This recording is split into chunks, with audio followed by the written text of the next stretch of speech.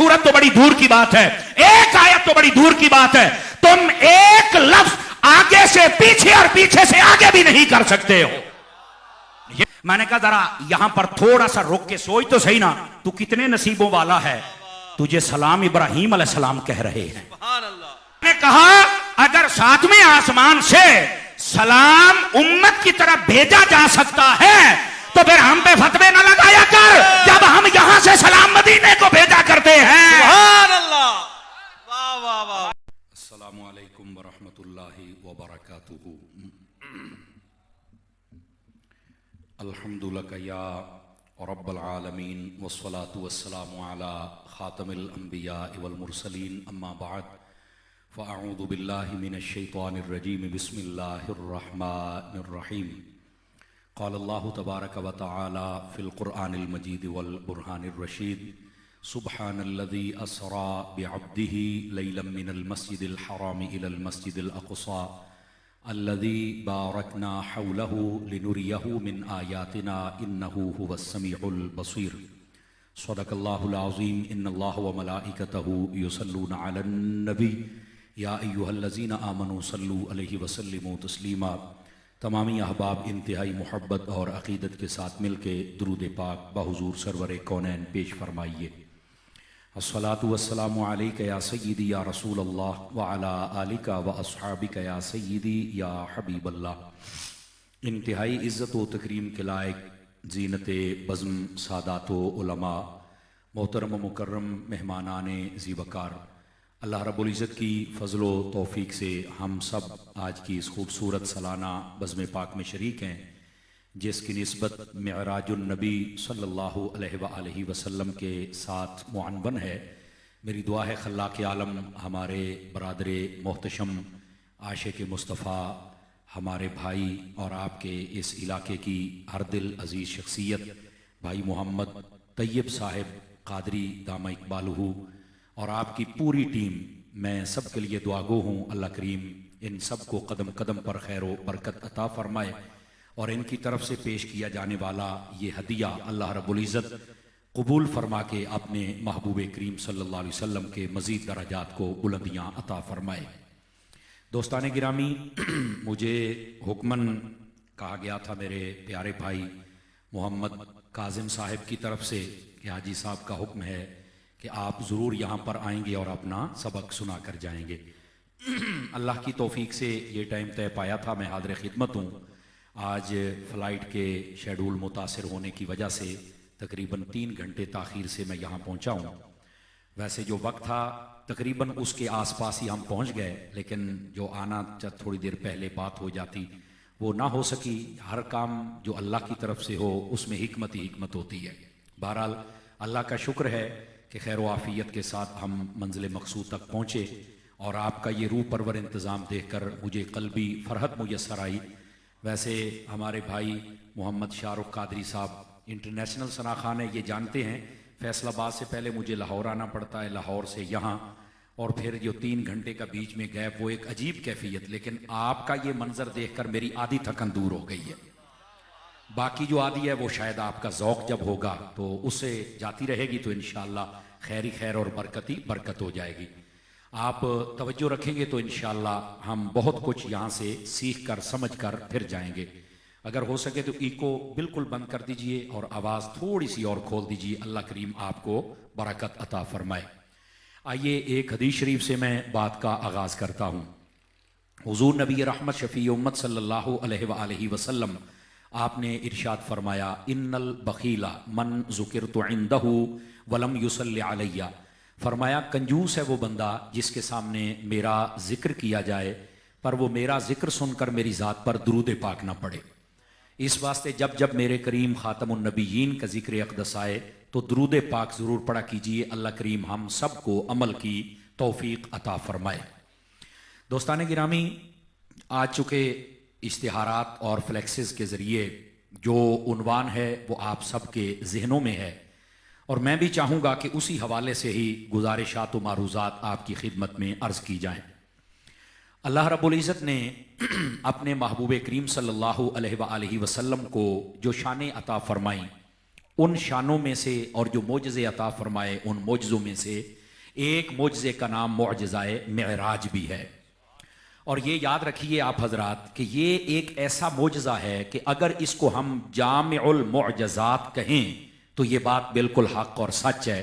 यानी ये वो मोजज़ा है जिसके अंदर बहुत सारे मोजज़ात ऑटोमेटिक आ जाते हैं। और बिलखुसूस एतिकादात अहले सुन्नत के हवाले से जो नज़ाई मसाइल हैं अगर उनको भी बगौर देखें तो वो मेराजुन नबी का मसला जब डिस्कस किया जाए तो वो सारे के सारे मसाइल बआसन तरीक इसके साथ हल हो सकते हैं। लेकिन इसके लिए हमारी तवज्जो का होना इंतहाई ज़रूरी है और एक तसलसल के साथ बात को समझना ये ज़रूरी है। और यहाँ पर मैं ये बात भी बतला दूँ, उलमा फरमाते हैं कि अल्लाह रब्बुल इज़्ज़त ने अपने महबूब पाक अलैहिस्सलाम को जो मोजज़ात अता फरमाए उनकी तादाद को कोई शुमार नहीं कर सकता। ये फ्रंट सीटों वाले ज़रा बेचैनी ख़त्म करके मुझे देख सकते हैं। मैं असल क्लास में बैठने वाला बंदा हूँ तो मैं तकरीर भूल जाऊँगा। और मेहमान हजरात जहाँ जहाँ आए बैठते जाएँ और आप मेरी बात समात कीजिए। फरमाया कि महबूब करीम अलैहिस्सलाम के जो मोजज़ात और शाने हैं उनको कोई शुमार नहीं कर सकता। उसकी वजह क्या है? ये वजह सय्यदी आला हज़रत साहब रहमतुल्लाह अलैह आपने बयान फरमाई।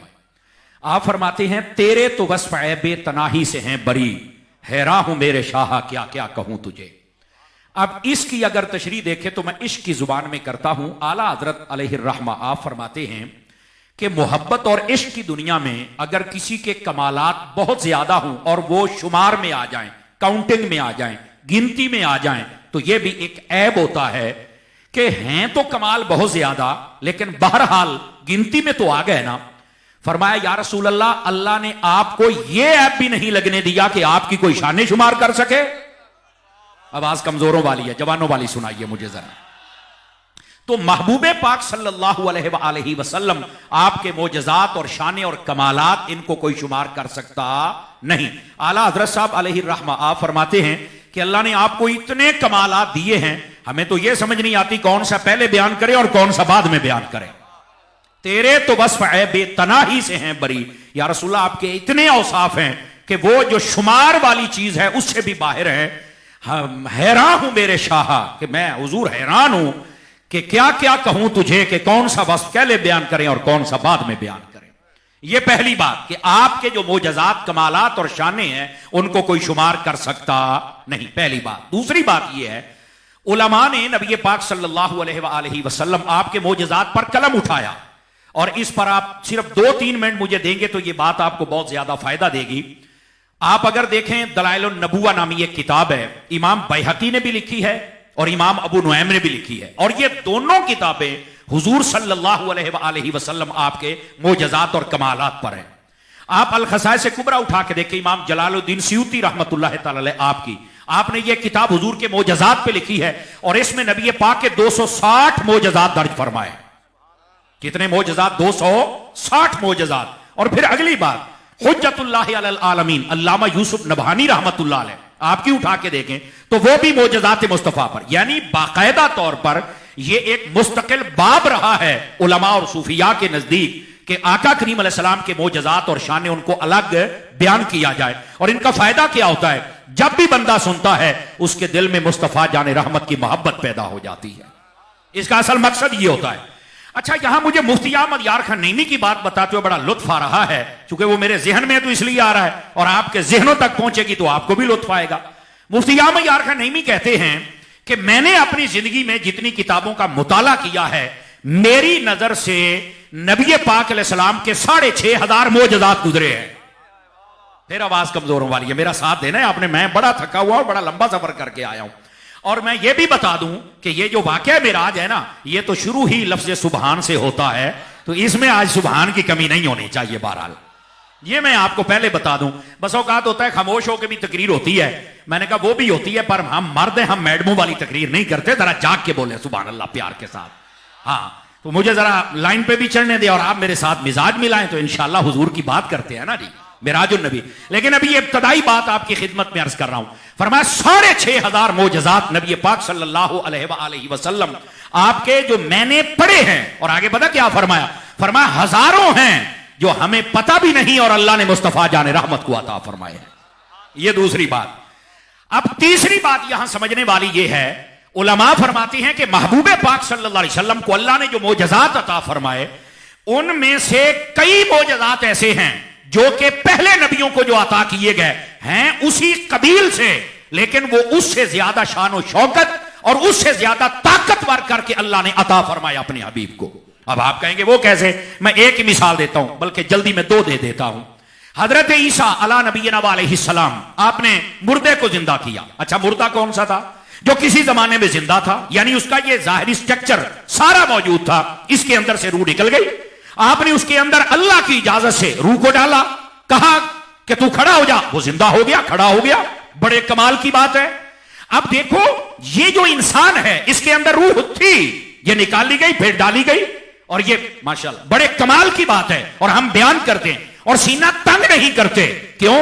कि ये महबूब पाक सल्लल्लाहु अलैहि वसल्लम आपसे पहले जो अंबिया गुजरी, ये उनके मोजज़ात हैं और इनको खुल के बयान करना चाहिए, पहली बात।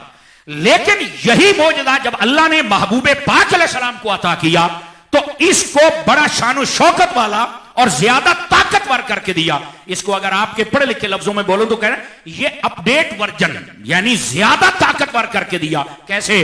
देखो, जब महबूब पाक सल्लल्लाहु अलैहि वसल्लम के सामने अबू जहल अपने हाथ में कंकरियां लेके आया कि बतलाइए मेरे हाथ में क्या है, तो आका करीम ने फरमाया मैं बताऊं ये क्या है या ये बताए कि मैं कौन हूं? तवज्जो है जी आप हज़रात की। अब यहां पर मौलाना रूम रहमतुल्लाह ताला अलैह, मैं अल्लामा बिलाल सलीम आपको खुशामदीद कहता हूं, हमारे बड़े भाई हैं और बड़े फाजिल आलिम हैं। मैं आपकी तवज्जो चाहता हूं और मेरे यमीनो यसार जितने आशिक बैठे हैं सामने, सबकी तवज्जो। मौलाना रूम रहमतुल्लाह अलैह फरमाते हैं कि अगर देखा जाए तो ये छोटी सी कंकरी, वो 2 थी, 3 थी, 4 थी, खुदा बेहतर जाने, इनके अंदर मेरे मुस्तफा ने जब निगाह फरमाई ना, तवज्जो फरमाई, जान भी डाली, पहचान भी डाली, जबान भी डाली, कलाम भी डाला। समझ आ रही है हजरात के? कोई नहीं आ रही? यानी इतनी सी जगह के अंदर ये सब कुछ को डाल देना है, तो ये भी जिंदा करना, एक है इंसान जिंदा करना, उसमें पहले जान थी, निकली, दोबारा डाल दी। लेकिन जब मुस्तफा की बारी आई, पत्थरों से भी कलमे पढ़ा दिए जो कभी बोलते ही नहीं, हुजूर ने उनको भी जिंदा फरमा दिया हुआ। तो आका करीम अलैहिस्सलाम के जो मोजज़ात हैं वो ज्यादा ताकतवर करके अल्लाह ने अता फरमाए। और फिर चौथी बात भी सुन लीजिए कि नबी पाक अलैहिस्सलाम के कई मोजज़ात ऐसे हैं, और ये बात सुन के आपको बड़ा मजा आएगा। पहले अंबिया के जो मोजे हैं, जब तक वो दुनिया में जलवागर रहे तो वो मोजज़े भी रहे। जब वो पर्दा फरमा के अपने मज़ारात मुक़द्दसा में तशरीफ ले गए तो वो मोजज़े भी साथ ले गए। लेकिन ये जुमला सुन के आपको लुत्फ आएगा शहर कराची वालों, कि मेरे हबीब पाक की ये शान अक़दस है कि मेरे हुजूर के कई मोजज़ात ऐसे हैं कि मेरे महबूब पाक तो अपने मज़ार अक़दस में जलवागर हैं, लेकिन हुजूर के मोजज़े दुनिया में आज भी जिंदा मौजूद हैं। तो आप कहेंगे अच्छा नबी पाक के मोइज़े जिंदा बिल्कुल यहां मौजूद हैं, आप साथ नहीं लेके गए, तो वो कौन सा मोइज़ा है? तो सबसे पहला मोइज़ा तो कुरान है। ये नबी पाक सल्लल्लाहु अलैहि वसल्लम को मिलने वाले मोइज़ों में से एक मोइज़ा है, और इसमें 5 चैलेंज मौजूद हैं। गौर से सुनिएगा। पहला चैलेंज, फरमाया कुरान जैसी किताब बना के दिखाओ। फिर कहा कि चैलेंज बड़ा है, थोड़ा छोटा कर दें, फरमाया 10 सूरतें बना के दिखाओ। फिर कहा कोई समझेगा कि ये बहुत बड़ा चैलेंज है, थोड़ा कमी करते हैं, फरमाया 1 सूरत बना के दिखाओ। फिर फरमाया कि चैलेंज किसी को बड़ा लग सकता है, हालांकि सूरत तो इन्ना कल कौसर भी है, तवज्जो नहीं कर रहे। फिर फरमाया जरा इसको कम करते हैं, जरा इसको कम करके फरमाया 1 आयत बना के दिखाओ। फिर कहा कि यह चैलेंज भी किसी को बड़ा लगता है, तो फाइनल बात पता क्या की? ला यातीहिल बातिलु मिन बैनि यदैहि वला मिन खल्फिही तंजीलुम मिन हकीमिन हमीद। दिल के कानों से सुनना बात यह है। फरमाया पूरा कुरान तो बात की बात है, 10 सूरतें तो बात की बात है, 1 सूरत तो बड़ी दूर की बात है, 1 आयत तो बड़ी दूर की बात है। तुम 1 लफ्ज आगे से पीछे और पीछे से आगे भी नहीं कर सकते हो। ये मेरे रब ने कुरान में बयान फरमाया, और आज तक ये मौजूदा मौजूद है। पूरी दुनिया ने हर कोशिश कर ली, लेकिन कुरान मजीद के अंदर किसी किस्म की करेक्शन कर सकते नहीं, ना तब्दीली हो सकती है। ये नबी पाक का वो जिंदा मौजूदा है जो आज भी मौजूद है। समझ आ रही है? पहली बात। दूसरी बात, नबी पाक अलैहिस्सलाम का और कोई मौजूदा जो यहां मौजूद हो, मैंने कहा ये अगर कुरान मजीद पढ़े तो ये बात भी वाज़ेह होती है। ये जो सादाते किराम मौजूद है ना, नबी पाक की नस्ल पाक क़यामत तक के लिए मौजूद रहेगी। ये भी नबी पाक का वो मौजूदा है कि जो जिंदा है दुनिया के अंदर और मौजूद है।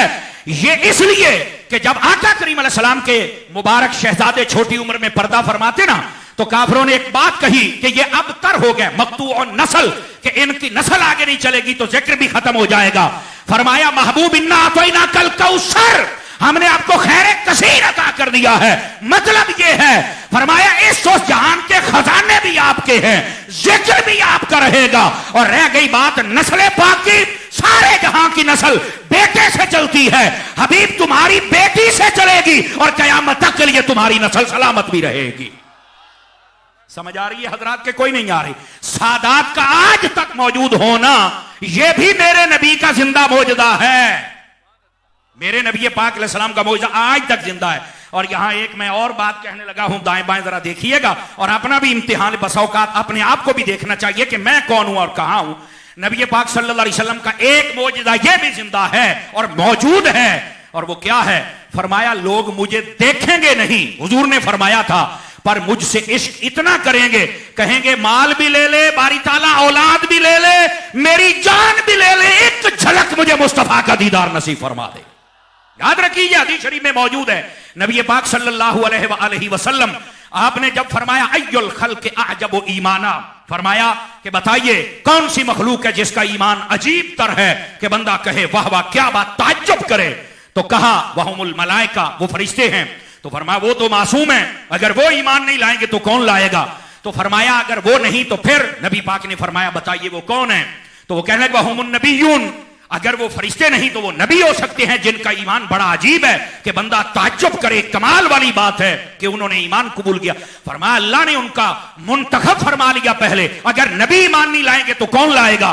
कहने लगे वहुम नहनो, भाई अगर फरिश्ते भी नहीं नबी भी नहीं तो सहाबा कहते फिर हम ही बचते हैं ना कि हमारा ईमान बड़ा अजीब है। ताज्जुब वाली बात है कि हमने भी कलमा पढ़ा है, सुभान अल्लाह, अल्लाह को माना है, रसूल को माना है। तवज्जो रखना, जरा दिल को थाम के बैठना। मेरे हबीबे पाक ने फरमाया नहीं।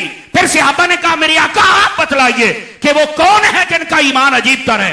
फरमाया वो हैं जिन्होंने ना तुम्हें देखा है, ना मुझे देखा है, ना वही का नुज़ूल देखा है, ना हमारा दीदार किया है। वो सुनकर हमसे मोहब्बत करेंगे। या रसूलल्लाह उनकी निशानी क्या होगी? फरमाया वो अपने रब से कहेंगे बारी ताला मेरी औलाद भी ले ले, मेरी जान भी ले ले, मेरा माल भी ले ले, एक मर्तबा मुझे मुस्तफा का दीदार अता फरमा दे। आज आप देख लीजिए ये कौन लोग हैं। मैं कहता हूं अगर साड़ी पंजाबी के दिन छानना ला के भी देखो ना, छानना, तो आपको अहले सुन्नत ही नजर आएंगे जिनके अंदर ये अकीदा पाया जाता है। समझ आ रही है? जो कहते हैं करूं तेरे नाम पे जां फिदा, ना बस एक जां दो जहां फिदा, दो जहां से भी नहीं जी भरा करूं क्या करोड़ों जहां नहीं। मेरे भाई इस वास्ते ये नबी पाक सल्लल्लाहु अलैहि वसल्लम का मौजज़ा मौजूद है और आज तक मौजूद है। हुजूर अकरम अलैहि सलाम से मोहब्बत और इश्क करना, और ये क़यामत तक होता रहेगा। ये पाबंदी को नहीं लगा। तो अर्ज ये कर रहा हूं मौजज़ात भी अता फरमाए, सबसे ज्यादा अता फरमाए, ताकत भर करके अता किए और आज तक मौजूद है। ये चार नुक्ते फकीर ने आपकी खिदमत में अर्ज किए। उन मौजज़ों में से एक मौजज़ा मेराज है। अब ये बुनियाद थी। अब चलिए हम पहली मंजिल पर कदम रखते हैं और मेराज को आगे लेके चलते हैं। ये मेराज अल्लाह रब्बुल इज्जत ने अपने हबीब करीम सल्लल्लाहु अलैहि वसल्लम उनको जो अता किया, तो मैंने कहा था ये जामिउल मुअज्जज़ात है। इसके अंदर तकरीबन सारे मौजज़ात इसके अंदर आ जाते हैं। और यकीन करिए उकूले इंसानी हैरान हैं तब से लेकर आज तक कि अल्लाह रब्बुल इज्जत ने अपने हबीब करीम सल्लल्लाहु अलैहि वसल्लम को क्या कमाल का मौजज़ा अता फरमाया कि आप जिस तरफ देखिए महबूब करीम अलैहि सलाम की इज्जत और अजमत का परचम बुलंद ही नजर आता है। और यह जामिउल मौजज़ात मौजज़ा है। और फिर अगली बात उलमा फरमाती अल्लाह ने अपने हबीब को ये मौजज़ा मेराज अता की। मेराज करवाए क्यों? फरमाया ये था मक्के में, और मक्के के अंदर नबी पाक अलैहि सलाम को बड़ी तकालीफ दी गई। और जब मौजज़ा मेराज नबी पाक अलैहि सलाम को अता किया गया, उससे पहले आपके चचा अबू तालिब उनका भी इंतकाल हो गया। हजरत सैयदा उम्मुल मोमिनीन खदीजतुल कुबरा रज़ियल्लाहु ताला अन्हा वो भी पर्दा फरमा गई।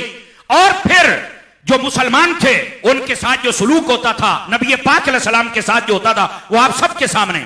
यानी ये बड़ा एक अजीब मंजिल और कठिन मरहला आ गया।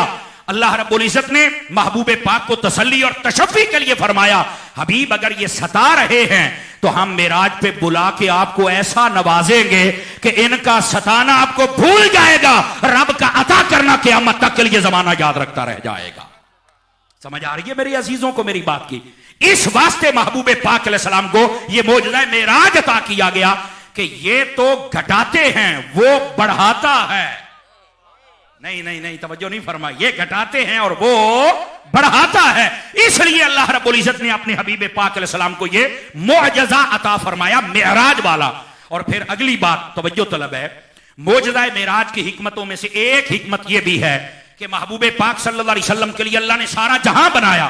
तो जाहिर सी बात है, जिनके लिए सारा जहां बनाया जाए वो बादशाह होता है, तो बादशाह अपनी सल्तनत में भी तो जाता है ना। फरमाया हबीब आज आइए ना, अपनी सल्तनत की सैर फरमाइए ना। तो महबूब पाक सल्लल्लाहु अलैहि वसल्लम ने हर जगह सैर फरमाई। और उलमा फरमाते हैं जब ये हो गया तो ये बात वाज़ेह कर दी गई कि सारी कायनात बनाई खुदा ने है, अता मुस्तफा को फरमा दी गई है। और वो कब्जा जमाने के लिए आज हबीब मुस्तफा को मेराज की रात सब जगह भेजा गया है, ये बात। और फिर इससे भी अगली बात है, महबूब पाक सल्लल्लाहु अलैहि वसल्लम आपको जो मेराज अता की गई उसमें एक राज यह भी था।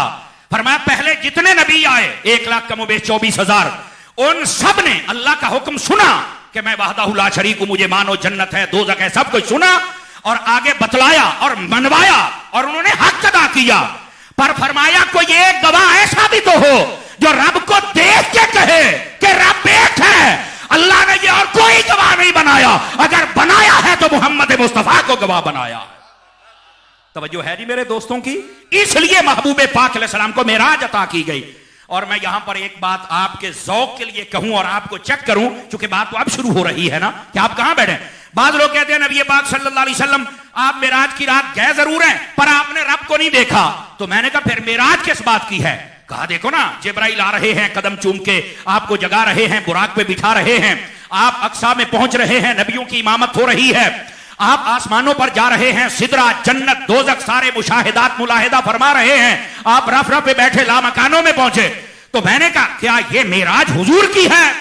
मैंने कहा जब जिब्राइल ने जगाया तो उनकी मेराज, जब आप बुराक पे बैठे तो उनकी मेराज, जब आप अक्सा में पहुंचे तो उनकी मेराज। आवाज कमजोरों वाली या जवानों वाली नहीं है भाई।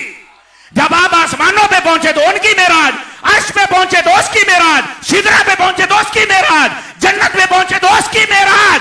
तो कहा हुजूर की मेराज क्या है? मैंने कहा उस रब का दीदार किया जिसका कोई कर सकता ही नहीं, ये मुस्तफा की मेराज है।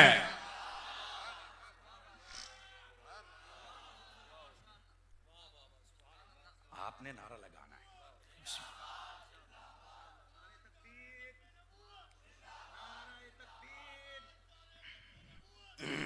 जिंदाबाद, नारे तकबीर, हाथों को बुलंद करके नारा रिसालत उलमाए अहले सुन्नत। अब बात समझ आइए आप सभी हज़रात को। तो आका करीम सल्लल्लाहु अलैहि वसल्लम की मेराज है ही ये कि आपने जागते हुए सर की आंखों से रूह माल जिस्म अल्लाह रब्बुल इज्जत का दीदार फरमाया है। ये नबी पाक सल्लल्लाहु अलैहि वसल्लम की मेराज है। बाकी वो तो सारी सैर थी। और इसको सैर में वही लफ्ज इस्तेमाल कर रहा हूं जो कुरान में है, आसानी के लिए हम सफर कहते हैं, लेकिन अल्लाह ने इसको सफर नहीं कहा। उसकी भी एक वजह है, वो अब आयत शुरू करते हैं तो फिर मैं आपको अर्ज करूंगा कि असल इसमें राज क्या है। तो मैं अर्ज ये कर रहा हूं कि महबूब पाक सल्लल्लाहु अलैहि वसल्लम की ये जो मेराज अक़दस है, ये रब का दीदार करना और सर की आंखों के साथ, और इसलिए कि महबूब देख के बताएं कि हमने रब को देखा है, वो वहदहू ला शरीक है ना। ये मेराज इसलिए करवाई गई। अब आइए जरा अगली बात, महबूब पाक सल्लल्लाहु अलैहि वसल्लम आपकी जो मेराज अक़दस है उसको जब शुरू किया ना रब्बे कदीरो करीम ने, तो क्या कहा? सुबहानल्लज़ी अस्रा बिअब्दिही। फरमाया पाक है वो जात जिसने सैर करवाई रात के वक्त अपने बंदाए खास को, रात के थोड़े से हिस्से में मस्जिद अक्सा से लेकर मस्जिद हराम से लेकर मस्जिद अक्सा तक। और ये वो मस्जिद है जिसके इर्द गिर्द भी बरकत है। और आगे फरमाया इसलिए कि अल्लाह अपनी निशानियां दिखाए और वो देखने वाला और वो सुनने वाला है। अब ये है इस आयत का तर्जुमा। लेकिन अगर आप मेरा साथ दें तो हम इस आयत में से फूल ना चुन लें। अब देखते हैं ये फूल कुरान के किस किस को कितने प्यार देते हैं। वैसे सबको ही देते हैं, लेकिन महसूस भी तो करना जरूरी है ना। अल्लाह ने लफ्ज़ सुबहान से शुरू किया। वही बात जो मैंने पहले कही थी, वाकया मेराज है ही इतना अजीम और खुशी वाला कि कुदरत ने जब खुद शुरू किया तो लफ्ज़ सुबहान से शुरू फरमाया है। तो मेरा ख्याल है बाकी किसी मौजू पर ज्यादा सुभान अल्लाह ना भी कही जाए, हालांकि कंजूसी करनी नहीं चाहिए, वो भी बताता हूं क्यों, लेकिन यहां पर तो बिल्कुल नहीं बनती, चूंकि रब ने जब शुरू किया तो लफ्ज़ सुबहान से शुरू फरमाया है ना, पहली बात। दूसरी बात, लफ्ज़ सुबहान से क्यों शुरू किया? सुबहान का माना होता है अल्लाह ताला पाक है, मुनज़्ज़ा है, मुबर्रा है, हर किस्म के ऐब से, हर किस्म की कमी से, हर किस्म के नक्श से, हर किस्म की कमजोरी से वो पाक है, वो ताकत वाला है, वो हिम्मत वाला है, वो कुदरत वाला है, उसके अंदर कोई कमी नहीं। तो उलमा कहते हैं ये वाकया मेराज से पहले बयान करने का क्या मतलब था? फरमाया लोगों, मुस्तफा जाने रहमत की मेराज का इनकार न करना कि रात में वो कैसे चले गए। फरमाया अगर वो तुम ये कहो कि वो जा नहीं सकते तो रब ले जा तो सकता है ना, रब ले जा तो सकता है, रब में तो ताकत की कमी नहीं है। कहा नहीं, वो तो हर किस्म की कमी से पाक है। फरमाया जब वो पाक है हर किस्म की कमी से, तो वही फरमा रहा है कि मैंने अपने हबीब को सैर करवाई है। वाह वाह सुभान अल्लाह। तो फिर इनकार किस बात का? अगर हुजूर कहते ना तो कोई इनकार करता तो कुछ, हालांकि वहां पर भी बात उसकी मानी नहीं जानी थी, चूंकि जो हुजूर कहते अपनी तरफ से तो नहीं ना फरमाते, वो भी तो अल्लाह के हुक्म से कहते हैं। लेकिन फरमाया कि अब तो बिल्कुल इनकार ना करना, चूंकि मेराज करने का दावा मेरे हबीब ने नहीं किया, मैं रब हूं जो बता रहा हूं कि मैंने करवाया है। वाह वाह सुभान अल्लाह। रब कादिर है और करवा सकता है, तो इसलिए फरमाया मान जाओ। और फिर लफ्ज़ सुबहान से कि मेरे अंदर कोई कमी नहीं है, मैं करवा सकता हूं, कादिर मुतलक हूं, कहा बिल्कुल। फरमाया फिर मानो, ये असल मतलब है लफ्ज़ सुबहान। लेकिन मैंने कहा था ये लफ्ज़ सुबहान में कंजूसी नहीं होनी चाहिए। वो क्यों, वो भी सुनिएगा।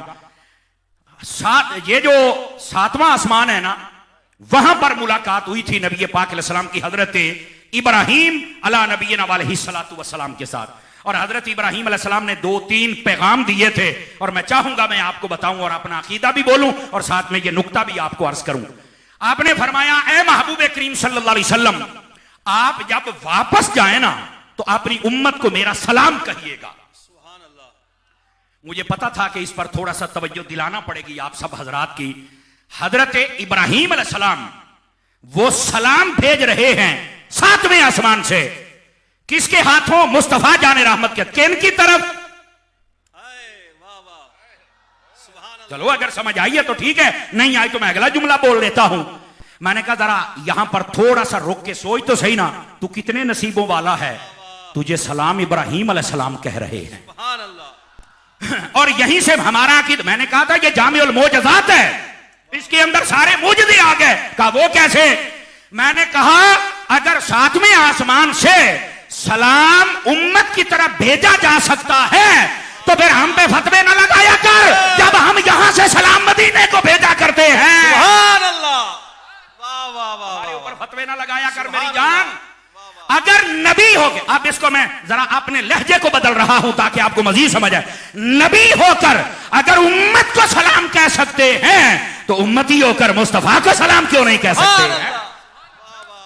अब समझ आ रही है आप सभी हजरात को? भाई यही था, आपने ज़ौक़ से सुन लिया, मेरे औन दा मुल पूरा हो गया। वाह वाह वाह। समझ आ रही है? अकीदा भी आपने समझ लिया। लेकिन यहां रुकना नहीं है, झुकना नहीं है। पहली बात के सलाम आया किसका? हजरत इब्राहीम अलैहिस्सलाम का। और मैं यहां एक आहिस्ता से बात कहने लगा हूं, अगर मैं समझा पाया तो लुत्फ आएगा।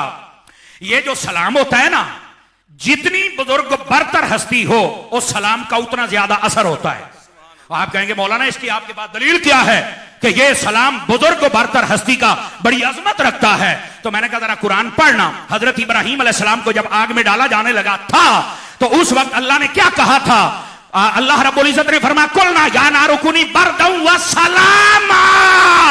सुभान अल्लाह। देखो ना, इतना बड़ा मजमा, मेरे ख्याल में अगर मेरी गिनती गलत नहीं तो ये 3-4 हजार का मजमा तो होगा। इतना बड़ा मजमा हो और आप बात ना समझे। अल्लाह ने आग से सलाम वाली बात कही तो वो आग थी गुले गुलजार बन गई। सलाम रब भेजे तो आग गुलशन बन जाती है। अगर सलाम इब्राहिम भेजे तो हम आशिक नहीं बन सकते हैं। वाह वाह सुभान अल्लाह।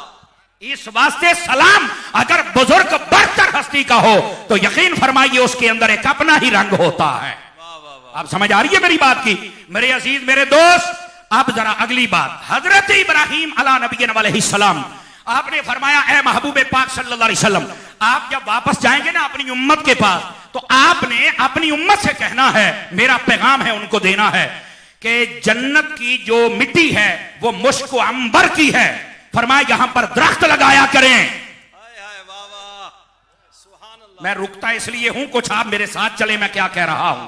हजरत इब्राहिम अलैहिस्सलाम फरमा रहे हैं मुश्क अंबर की ये जमीन है जन्नत वाली, और यहां पर आप दरख्त लगाएं। तो साथ ही पता क्या कहा, फरमाया ए हबीबे पाक, यहां पर जो दरख्त लगाना है आपकी उम्मत ने, उनको कह देना या सुबहान अल्लाह कहा करें, या अल्हम्दुलिल्लाह, या अल्लाहु अकबर, या ला इलाहा इल्लल्लाह, या चारों कलिमात ये कहते जाएंगे, अल्लाह उनके नाम का दरख्त जन्नत में लगाता चला जाएगा। सुभान अल्लाह। समझ आ रही है आप हजरात को? तो मैं अर्ज ये कर रहा हूं कि ये जो लफ्ज़ सुबहान वाली तस्बीह है ये तो बड़ी अजीम तस्बीह है, और इस तस्बीह को जरूर आप अदा फरमाया करें।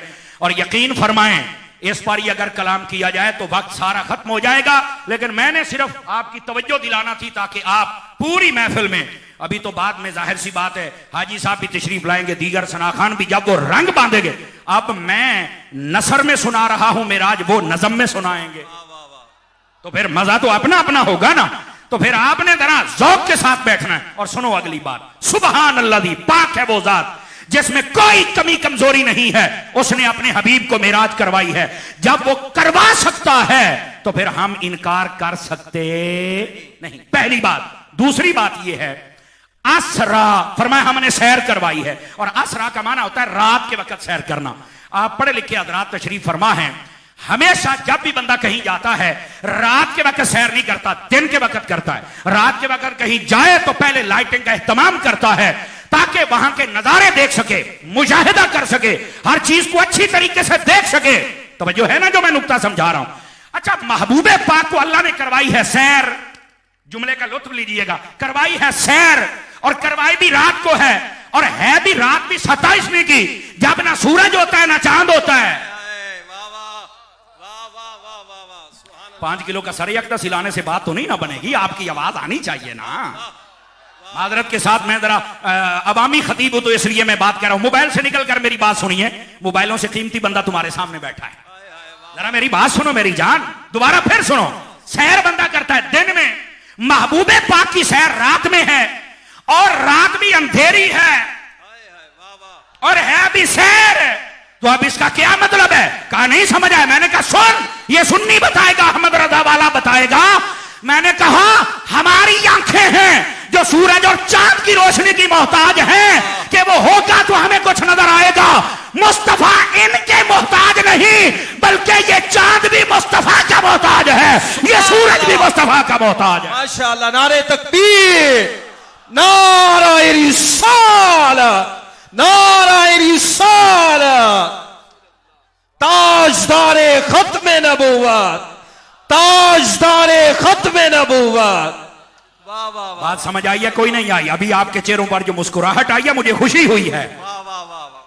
चलो यहीं से एक और नुक्ता भी मैं अर्ज करता हूं। अल्लामा बिलाल साहब आपकी तवज्जो, खालिद भाई, शाहरुख भाई आपकी तवज्जो, तैयब भाई, बुजुर्गों का इसमें ग्रामी माशाअल्लाह, शाह साहब हैं, अरे माशाअल्लाह, मुर्शिद पाक अल्लाह आपको खैर बरकत दे, सादात। तो फिर मैं पहले बात कर चुका हूं ना, तेरी नस्ल पाक में है, समझ आ रही है? अब जरा मैं सबकी तवज्जो चाहते एक बात कहना है, और यहां पर यकीन करें अगर हम थोड़ा सा तवज्जो करें तो मसला हल हो सकता है। वो क्या है? नबी पाक को सैर करवाई गई रात के वक्त, हालांकि रात के वक्त बंदा सैर नहीं कर सकता, पर फरमाया यही तो बताना है तुम और हो वो और है। वाह वाह वाह, सुभान अल्लाह। बताना है।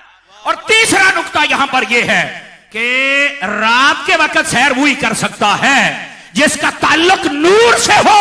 ये बता रहा है बशरे महज मोहताज होता है, जो बशर के साथ नूर भी हो वो मोहताज नहीं होता है।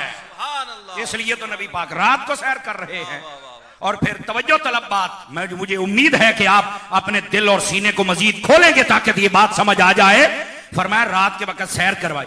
इस मेराज के सफर को सफर नहीं कहा, सैर कहा है। हम समझाने के लिए सफर कहते हैं ताकि आपको समझ आ जाए। तवज्जो है ना, दाएं बाएं देखने वाले इधर देखें जरा। अच्छा, सफर और सैर क्यों भाई फर्क होता है? सफर में बंदे ने पहुंचना है। अब मैंने आना था, एयरपोर्ट पर 3 घंटे बैठा रहा, लेकिन बार बार मेरी तवज्जो थी कि मैं जाऊं, मैं पहुंचूं।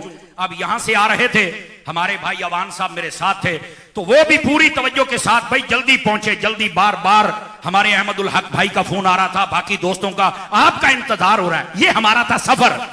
बिल्कुल मैं एंजॉय नहीं कर सका, मैं परेशान भी था कि यार पहुंचना है, लेट हो गए तो इतना बड़ा प्रोग्राम है, क्या बनेगा। मैंने बड़ी दुआ की, यहां पहुंच गया, लेकिन मैं एंजॉय नहीं कर सका।